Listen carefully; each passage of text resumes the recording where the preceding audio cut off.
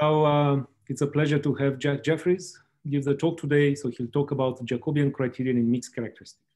Great. Well, yeah, thank you. Yeah, thanks very much for the introduction and for the invitation to speak here. And of course, thanks to all of the organizers for not only the invitation, but for organizing this nice event. So today I'll be talking about a Jacobian criterion in mixed characteristic. Maybe to start, let me just write down something that we all know and for the purpose of framing it in a way that points to where we're going. So, so I want to recall the classical Jacobian criterion, just for the purposes of directing us to where we're going.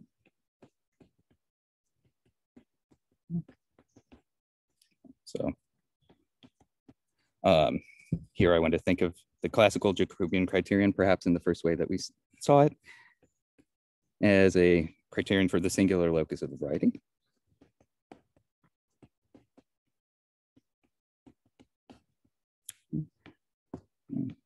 So in particular, if we start with a perfect field, and I want to present some variety of finite type over this perfect field.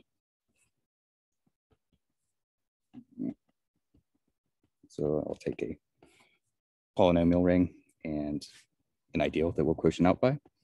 And if I want to see the singular locus, then I should make an assumption, namely that this ideal has pure height h, which means all minimal primes have height h.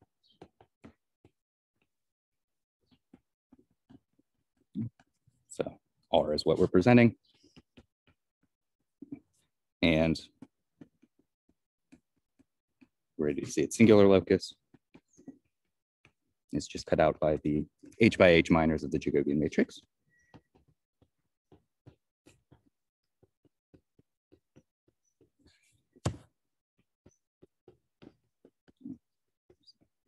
Which of course is just the matrix given by the partial derivatives of our defining equations.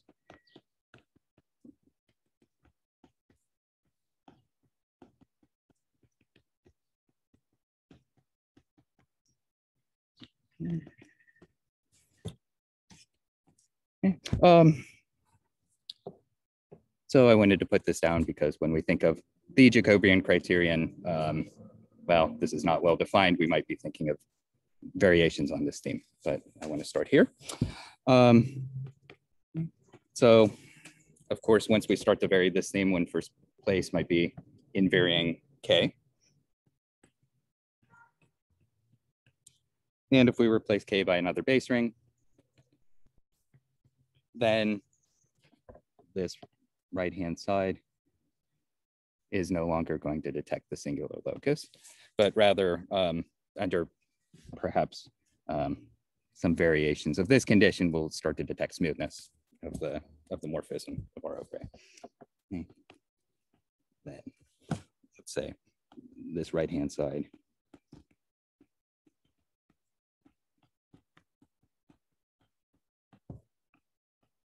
relates to smoothness of R over A.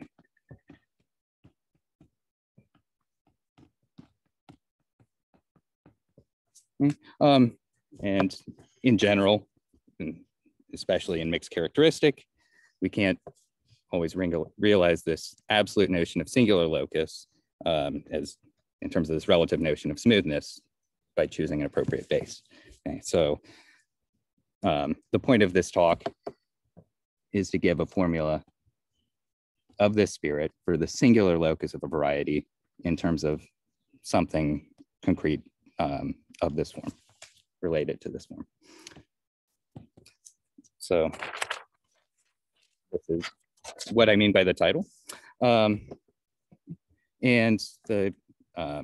without holding out suspense for the key player of this talk, I'll go ahead and say now that the key notion is that that we'll have to throw into the mix is the notion of a p-derivation. So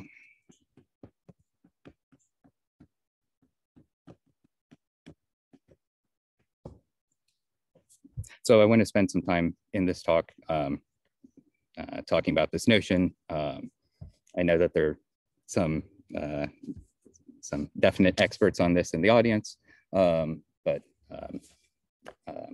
in case not everyone is an expert, I do want to spend some time talking about p-derivations. So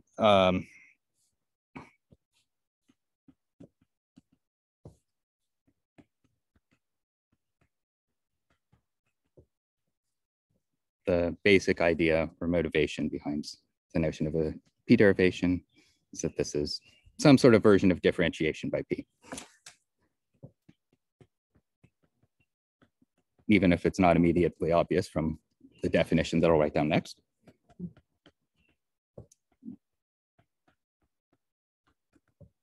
So I want to attribute this to Joyal and Buium, since I'll use each of their own versions of terminology for this here. And it was independently discovered by these authors. So P will be a prime integer. Oh, yeah, definitely an integer. And R a ring. A p derivation on R is a function.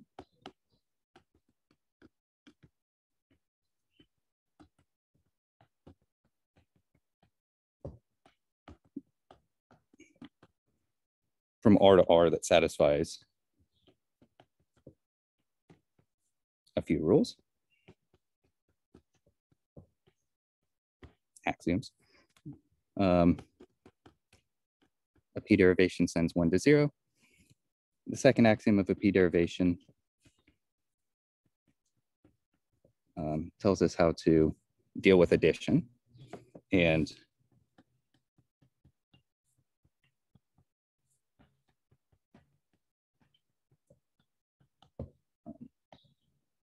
I'll emphasize that we deal with addition in a non-trivial way. These are not additive maps.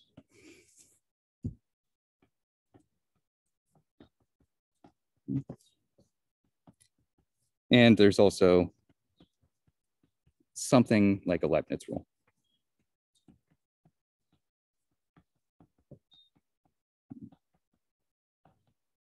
A rule for how to evaluate products in terms of the smaller pieces. Okay. So in some sense, these rules are loosely analogous to the rules for a derivation in the usual sense. A derivation is an additive map, so we would have this rule instead, and then there's some analog of a Leibniz rule here. The other thing I want to note about these formulas is that even though here it looks like I'm dividing by p, this is purely formal in the sense that if we write this out in terms of its binomial expansion, I think I can do this without disappearing. Okay. Each of the, well, they disappeared, but each of these binomial coefficients that we see are multiples of p. So one does not need to be able to divide by p in the ring to make sense of this.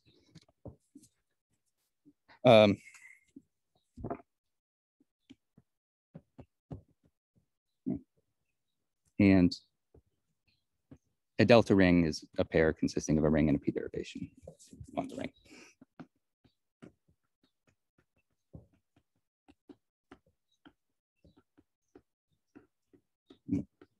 So, squeeze this on here. Delta is a p derivation on R. Let me copy this for later. Okay, copy. Good. So where do these axioms come from? Oops.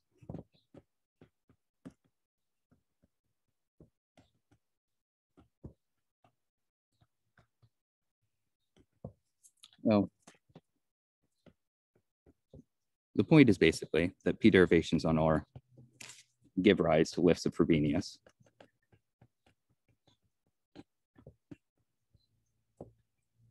From R mod PR. Oops, that's a P. So R.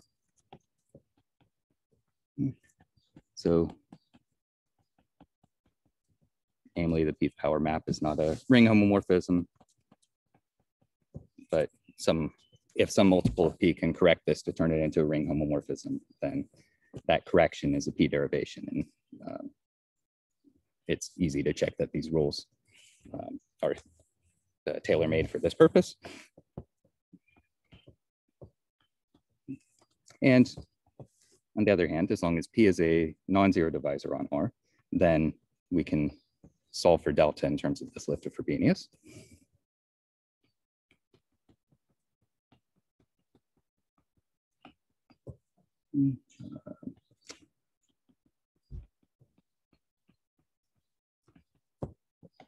And in this case, this is a bijection. Okay, so oops, that's blue.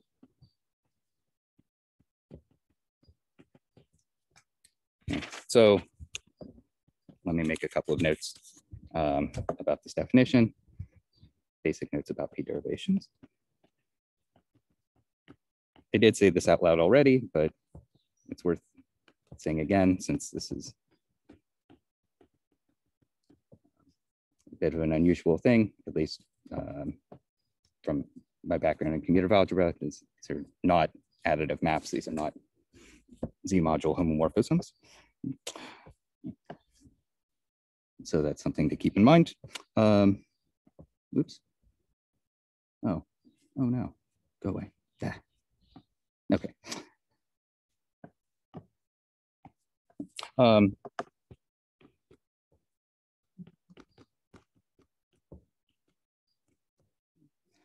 So we don't need to paste this yet because this is still here, but axioms 1 and 2 in induction uniquely determine what these values are on the integers or the on the prime ring. So as we keep adding 1 to itself, we'll be picking up 1 to the p's and subtracting at the end of the day n to the p.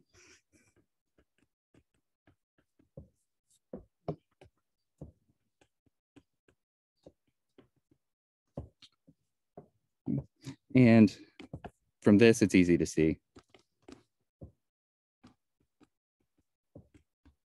that the zero map is not a P derivation.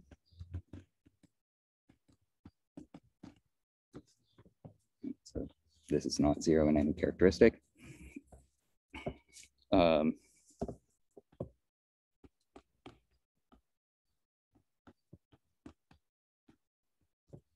are sums or multiples, post multiples of P derivations.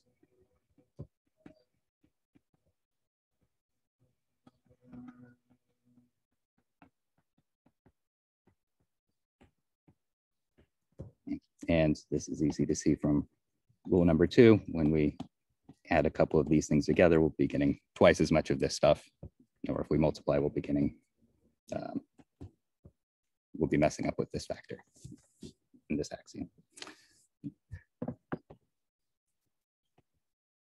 And finally, there are no P derivations in characteristic P.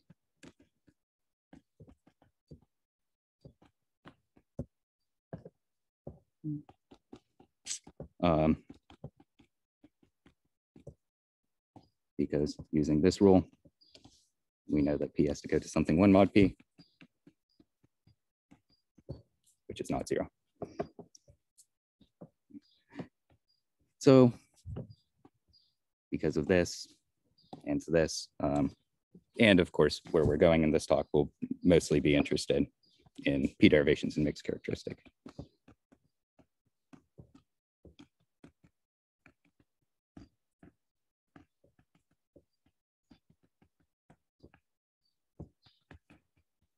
Oops, 0P.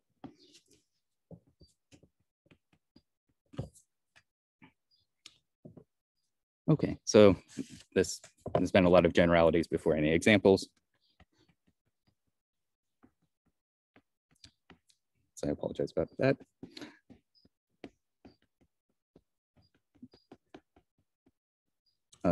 On Z or on the p-adic integers, the identity is the unique lift of Frobenius on P.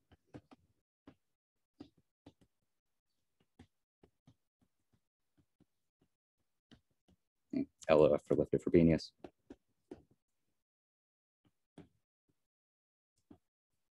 And so this formula that we wrote down before is the unique p-derivation.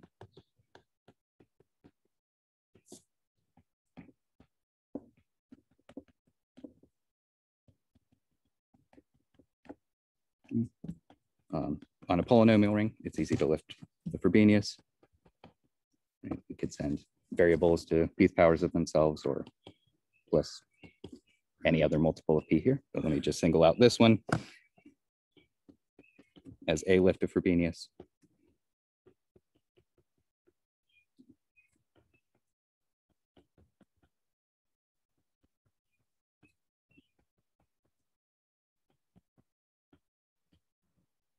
So this map is a p-derivation. The difference between p powers before and p powers after divided by p.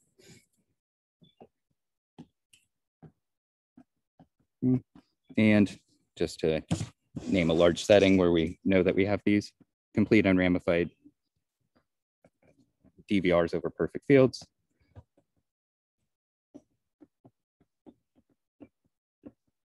Fields or any power series over such a ring, or any polynomial ring over such a ring, including polynomial ring over a power series ring. These have p-derivations, or lifts of Frobenius.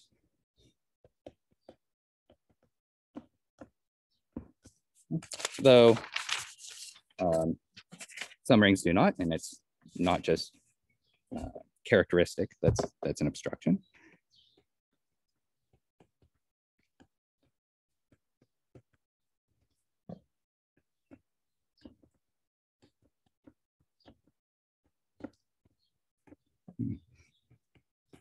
So for example, any ramified DVR, and oops, just to be concrete, I'll write down particular ramified DVR.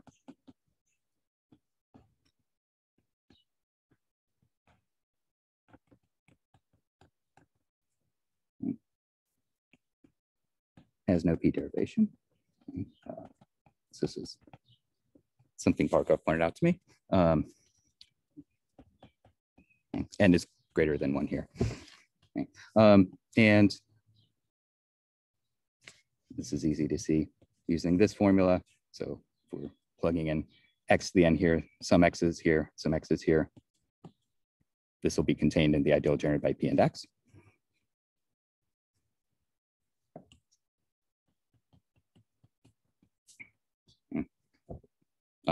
Which, on the other hand,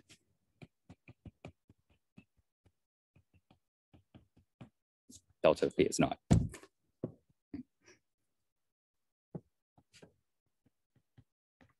And for perhaps a slightly more exciting class of examples, so this is not just about ramification. If we take a homogeneous polynomial where the degree is greater than the number of variables with an isolated singularity, or coordinate ring of a smooth hypersurface, high degree in this sense, this has no lift of Frobenius or equivalent, no p-derivation.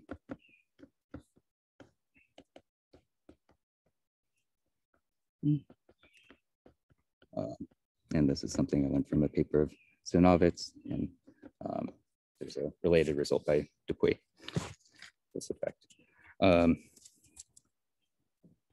Let's see. So I've gone on a bit. Maybe I should pause and ask if there are any questions at this point.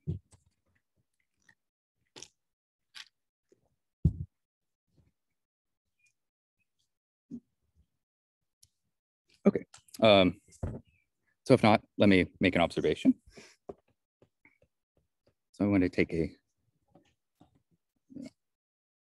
going to paste the rules here so we don't have to scroll up for this.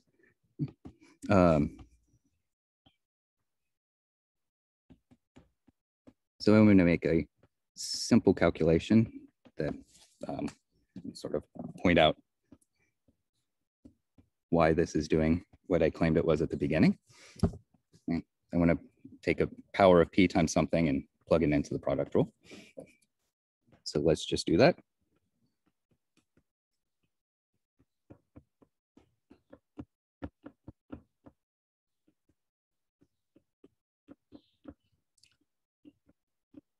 Okay. And p to the a as an integer, we know what it is. What its value is under a p-derivation.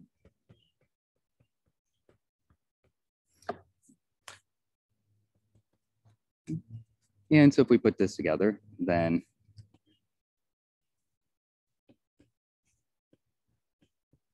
of course we could easily just write this out completely, but I only care about what this is modulo p to the a. We don't have to worry about this. Here we're only getting a p to the a minus 1 times the b to the p, and then here this is all multiple of p to the a in the end. Okay. So the point of this observation is that we can use p-derivations to decrease p-adic order, or at least if we want to speak precisely about p-adic order, if p is prime in order, then we're decreasing p-adic order, but more loosely speaking, we can use these to cast out p's. I also wanted to note here that this is sort of decreasing p, but kind of twisting by a p-th power in the end here. So that's an observation I want to come back to later. But the main point of this is to justify the interpretation at the beginning.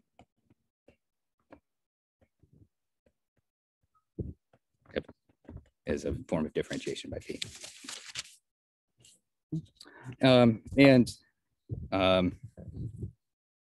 Maybe I should say there are other notions of differentiation by p in the literature, but p derivations are unique amongst these in terms of having functional equations like so, in the sense that you can write the value of a sum in terms of the values of the separate pieces and the values of the originals, and likewise the values of the value of the product in terms of the values of the components and the originals of the components. And in fact, there's a theorem of Buium who shows that any functional or any function from a ring to itself under mild conditions that satisfies these sorts of functional equations is up to some basic transformations, either a derivation, a difference operator, or a p-derivation. And I don't want to write this out precisely now because it's not really the point, but if anyone's curious afterwards, I can give the precise statement. So in some sense, it's very special to be able to have define or axiomatize something in this way. Okay. Let's see. Yeah, okay. Yeah, maybe I'll say a couple of words about where these come from historically. So Joyal introduced the notion of delta ring to understand, or out of an interest in understanding bit vectors, in particular, the forgetful functor.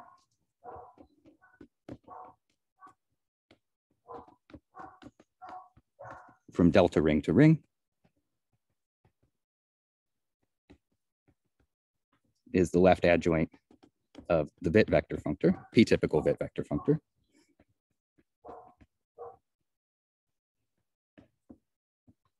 Oops. Yes, there's also an I.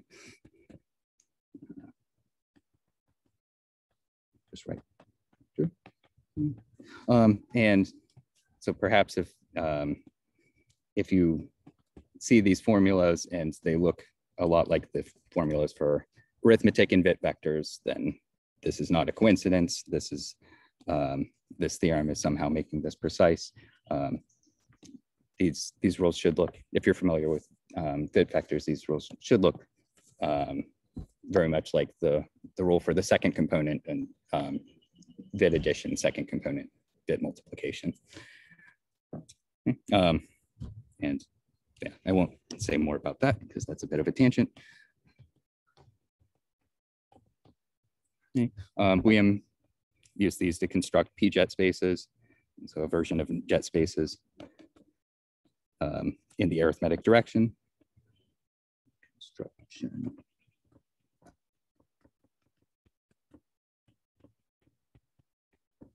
And use intersection theory on these p-jet spaces to come up with effective results in terms of numbers of points. And then he went on to develop a lot more machinery in what's called arithmetic differential equations, or what he calls arithmetic differential equations. And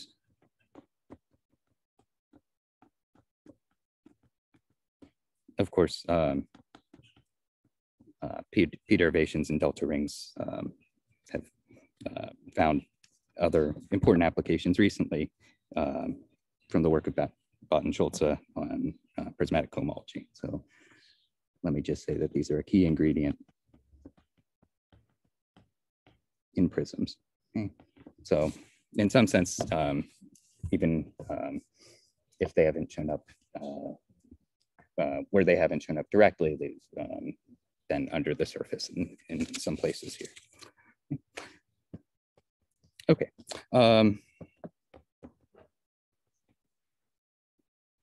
So I want to make a note that's similar in spirit to this observation. From a similar computation, a p-derivation induces a map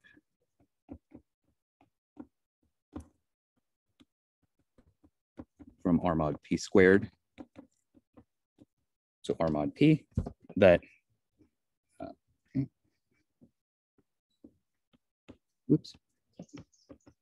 that satisfy the same three axioms. And the only reason I want to write these again is to scratch off this p here on p. Okay. And I want to say that such a map is a mod p squared p derivation on R.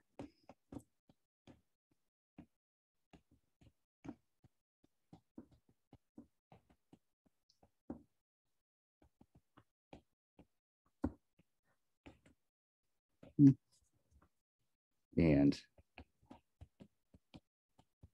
R in this delta bar is a mod p squared delta ring. So this will just be a piece of terminology that'll be convenient for later. These correspond to lifts of Frobenius mod p squared in analogous way to before. In particular, we have a bijection if the ring is flat over z mod p squared. And there are rings that admit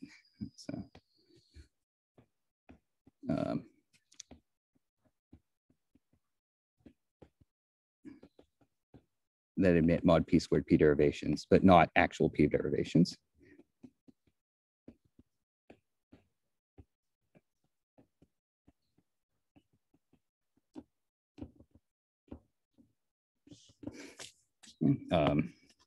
So just it's a silly example, but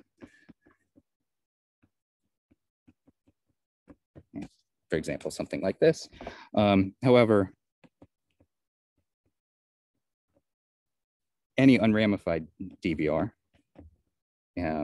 with arbitrary residue field or power series ring over one of these, or a polynomial ring over one of these, it admits a p derivation mod p squared. And I don't know if this is true for p derivations on the nose, actually. Okay. Are there any questions at this point?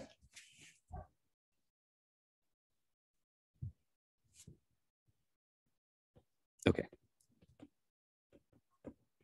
So I did want to make a quick remark on this that's related to a theme that kept showing up in the mixed characteristic vanishing lectures and in Ronkea's talk.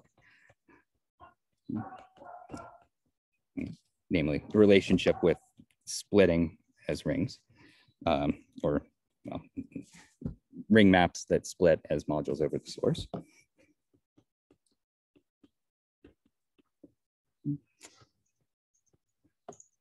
P derivations, or mod p squared p derivations, we can descend them along splittings.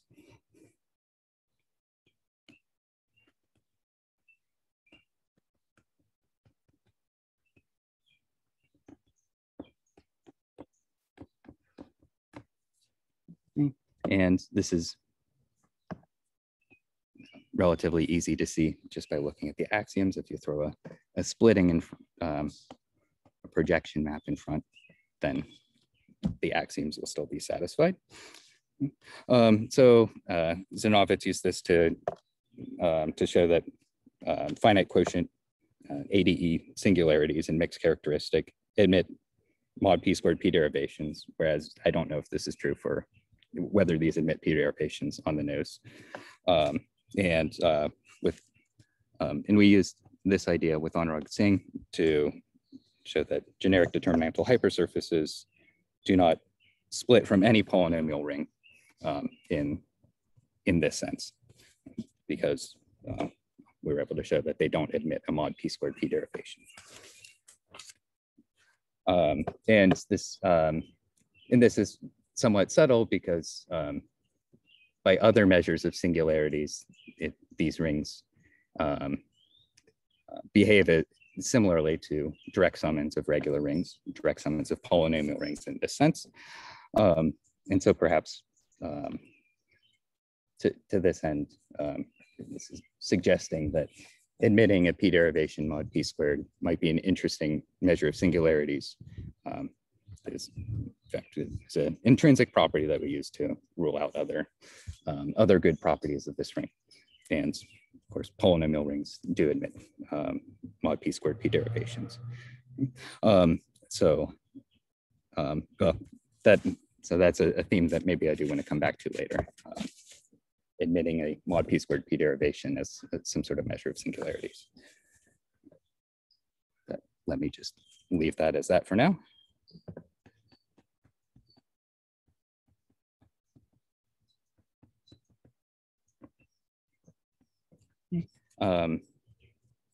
And yeah, I'll pause a second for questions, if there are any. Okay, so let's get to what's new.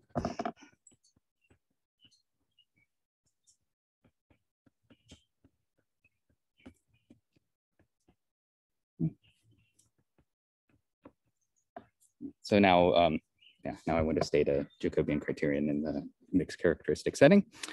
So we'll take an unramified DVR. I know it's a bit redundant the way I wrote it, but so be it.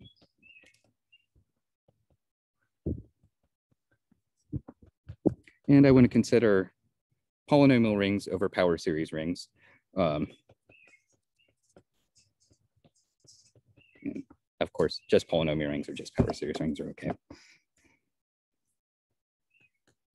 So as we noted before,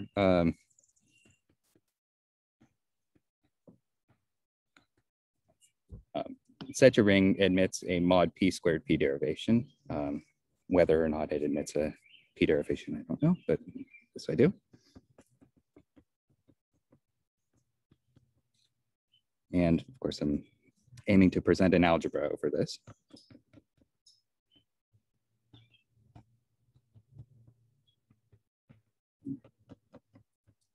And I'll insist that we have a presentation of pure height h again. So we need a Jacobian matrix. And let me only be fully precise when K is perfect, and then I'll say what one needs to do in general.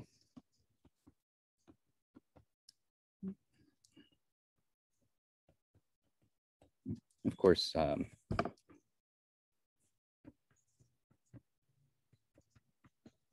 we'll be using p-derivations.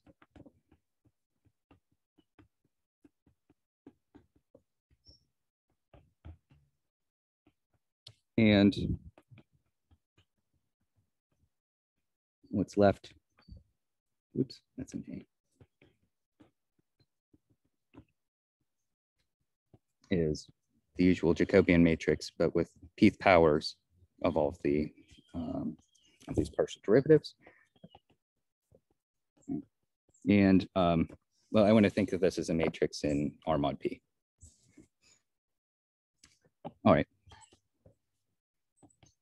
And now I'll tell you what's missing if K is not perfect. In general, we want to add columns for basis elements.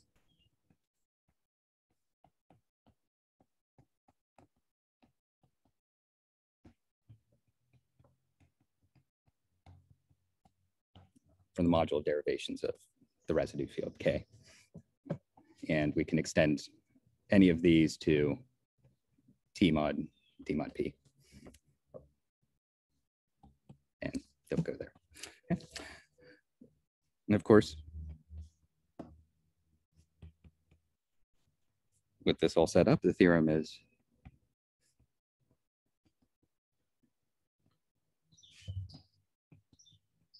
probably mostly anticipatable.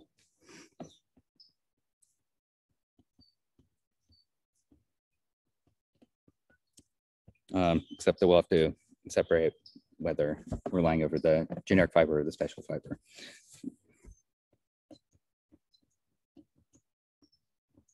So over the generic fiber, that lie over there. The usual Jacobian criterion works. This is certainly known to experts, but we weren't able to find that in that form in the literature. Whereas for primes containing P,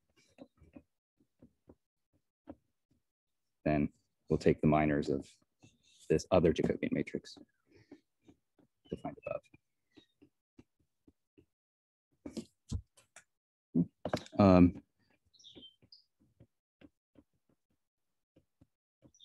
And let me point out that Takeshi Saito has a related result, and I'll say a bit more about that in the relationship shortly. Before we do that, let me point out a special case. So if K is perfect, and we're looking at a hypersurface,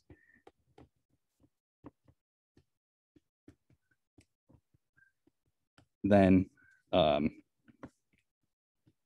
we're just looking at 1 by 1 minors, and we're working mod P, the p powers can be ignored. Okay.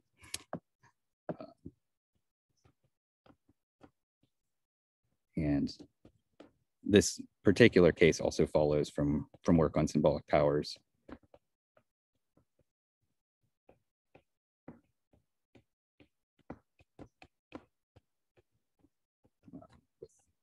Stefani and Grifo, and you may hear some more about this on Monday. So it's a bit of an advertisement for the future. Okay. But I want to try this out in an example. An example where we know the singular locus, so we can start to believe this.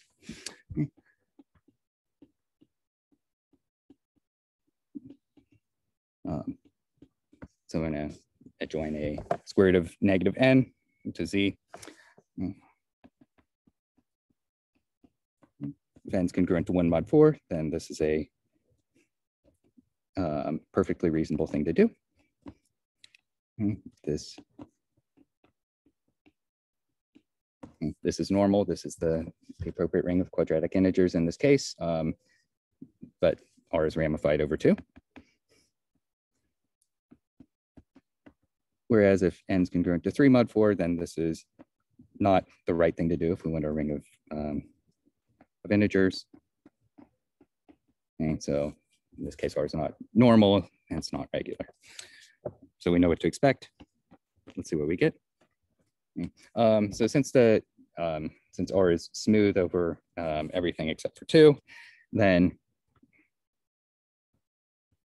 we might as well be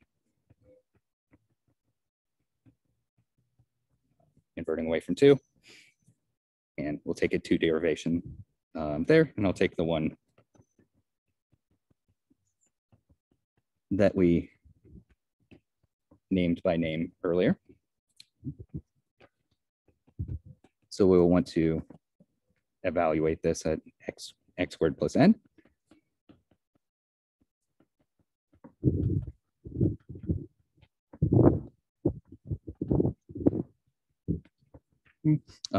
So the x to the fourths will cancel. In terms of the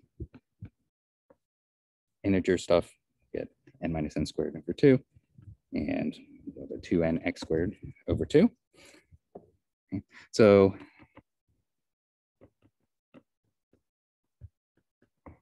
according to the theorem, singular locus over 2. We'll take 2, the derivative, the x derivative, and this p derivation. And the 2x washes away and n is odd. So we write it like this. And so we should understand what this is. Well, if n is congruent to 1 mod 4, then these are both 1 mod 4. So we can divide out and still get a multiple of 2. Whereas if n is congruent to 3 mod 4, then that's not the case. We'll be getting 1 here.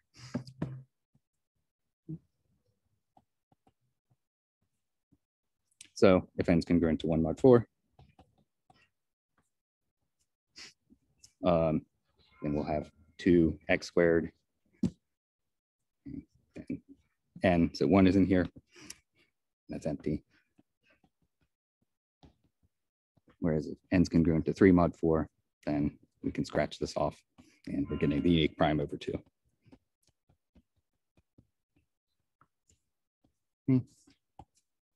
All right, so luckily this matches up with what we already knew. Okay, so as for how to prove a Jacobian criterion, well, for complex varieties, one can go about it directly with Taylor series or by a differential approach.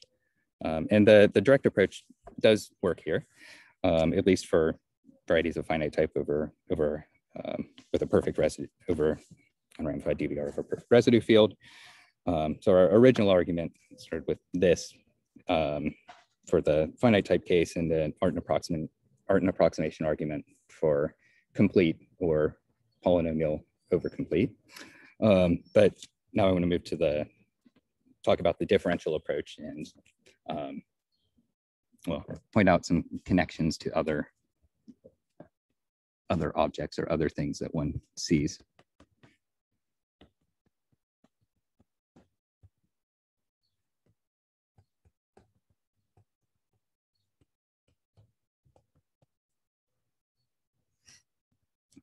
So here's a definition. And this is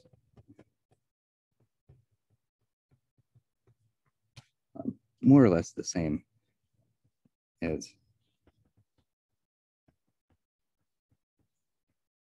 a definition by Dupuy, Katz, Rabinoff, Zurich, Brown, and a different definition by Saito.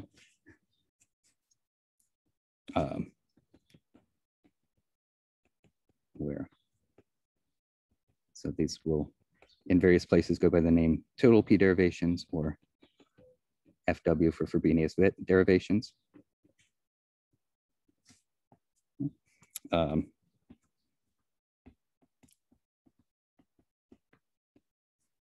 But we first gave them when we first came across this, we gave it a different name and kind of stuck with that. So let's say a map from R to an R mod P module is a derivation, which is something like a portmanteau of P derivation and derivation.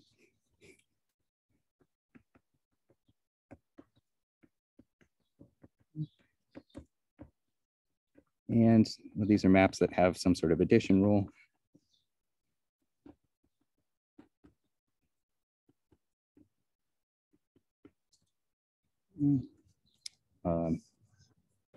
And some sort of product rule that should look familiar or loosely familiar.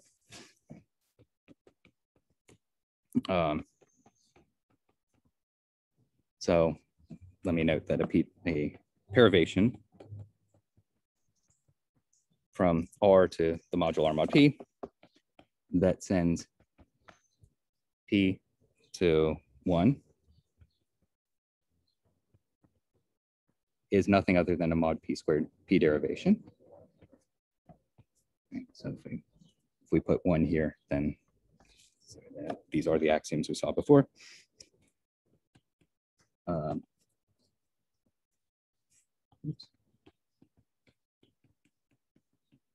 Whereas such a map that sends P to 0.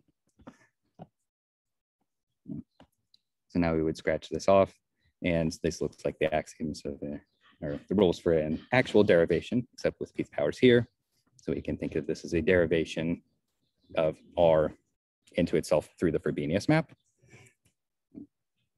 or just as well, a derivation from R into its Frobenius push forward, or into the Frobenius push forward of R mod P.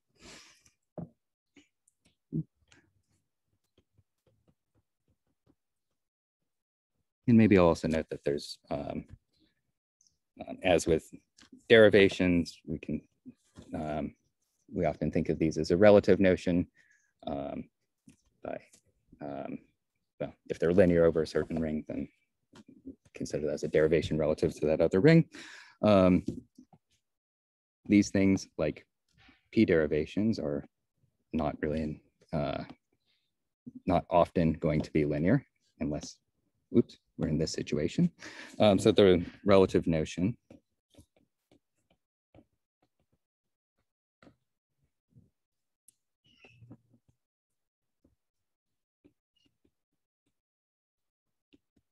so if we have a mod P squared delta ring and an A algebra, say alpha is a derivation over A.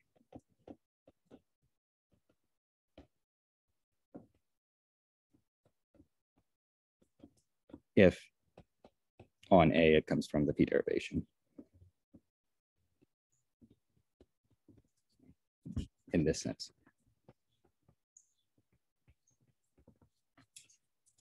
Okay. So now this notion is linear in alpha.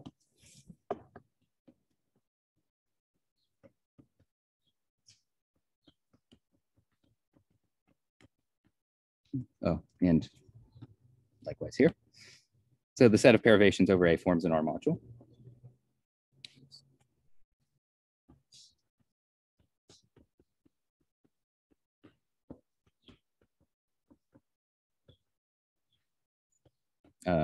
And it makes sense to ask for, and there does exist, a universal one of these.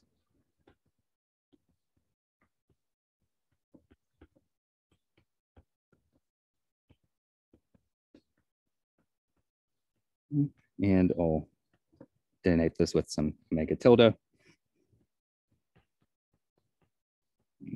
And this is something for a ring in comparison to a mod p squared delta ring.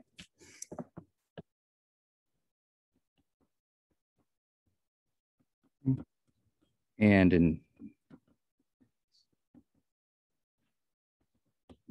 in terms of this,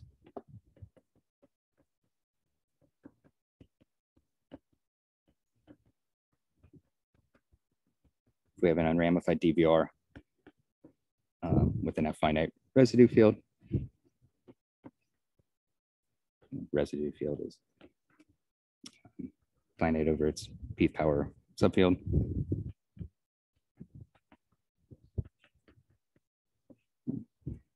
And we take a local ring that's essentially a finite type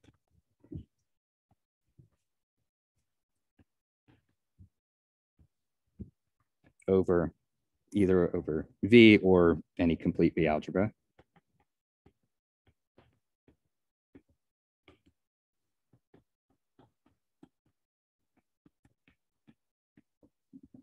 Then R is regular if and only if this universal module of derivations is free of the correct rank.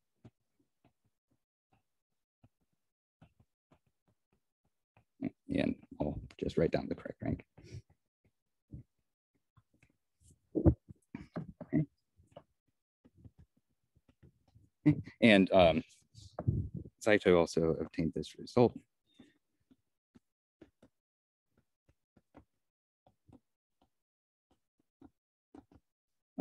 In essentially finite type case when flat over ZP.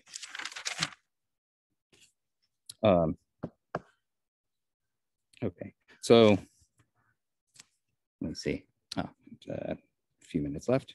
And I'll note, but not really give details, that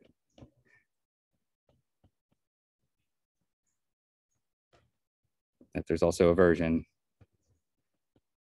for arbitrary K here.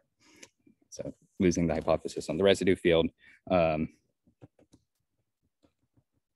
a mixed characteristic lifting of the so-called gamma construction.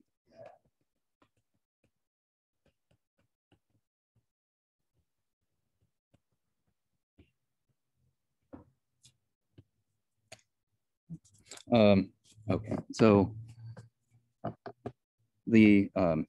so of course the connection between this theorem and the other theorem stated before is that the transpose of this J tilde matrix presents this module. So this is the relationship between these two things here. Are there any questions at this point?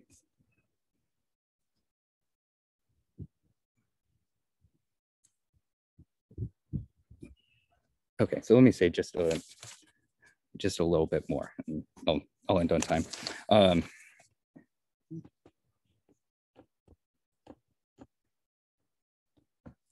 So as with the familiar theory, these modules, these universal modules,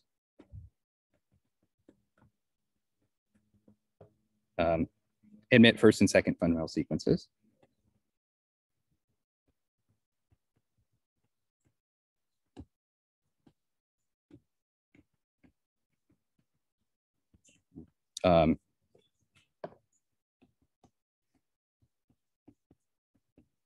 And I should write one down because maybe it's not clear at all what the ingredients that one would feed into such a thing would be. Okay. There are actually a couple of different ones, but if you start with a mod p squared delta ring as a base, and you would compare two rings over this. Oops.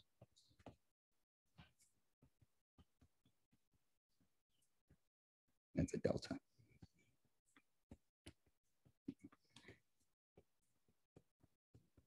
Then we have more or less what one expects.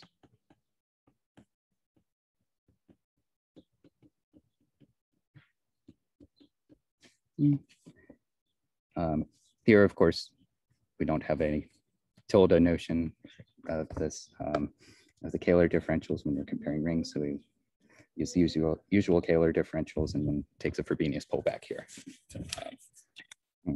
And let me say in particular, if we take R to be A here,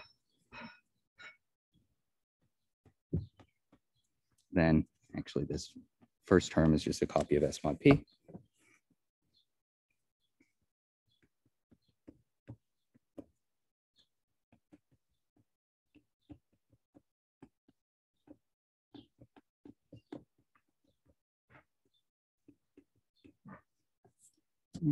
This is just a special case of this first fundamental sequence.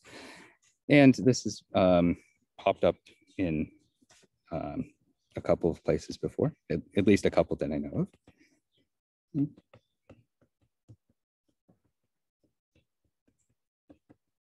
This particular sequence is exact and split, exact, from through the left and split. If and only if this mod p squared p derivation extends to S. And actually that extension will be the splitting. And this was, I think, one of the motivations for this author work in considering these modules before. And even though it's not in this, in this terminology, then this construction appeared implicitly in work of Stanovis in the study of mod p squared lifting of the Frobenius. So, this construction has been floating around elsewhere for other reasons. And I guess this is about the top of the hour, so I should stop here. So thanks for your attention. Thank you very much. Thank the speaker.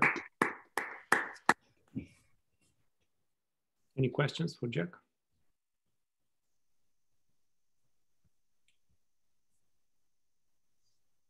So actually, I wanted to ask, so you were planning to say something about measuring the singularities using this? Oh, yeah. So, so I actually almost got there, but yeah, so this, so let me continue from here, actually. So this is more or less where I was going. So for this to be split exact, so here, maybe I'm thinking of the case where A is a DBR, with a perfect unramified DBR of a perfect residue field, and this is finite type over A. And so then this is just the co-kernel of this J tilde matrix. Then for this to be split precisely means that the p-derivation column of this J tilde matrix is in the span of the others.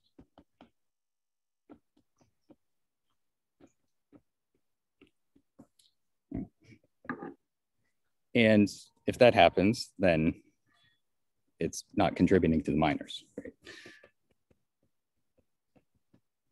So the vanishing locus of the H by H minors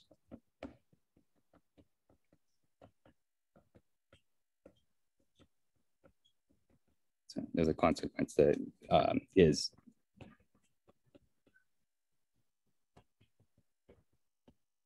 just the same as the vanishing locus of the H by H minors of the original Jacobian.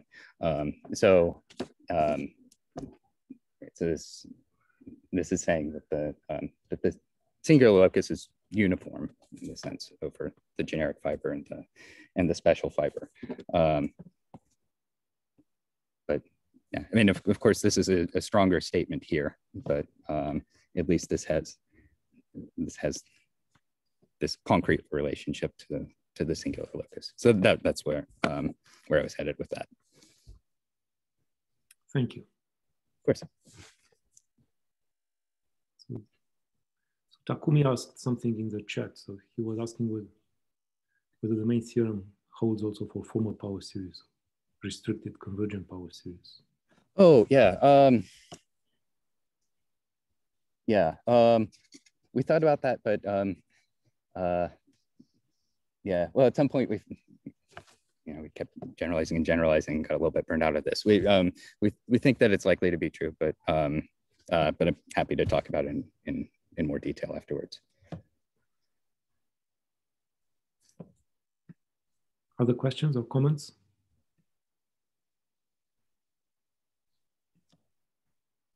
All right, so if not, let's thank Jack again.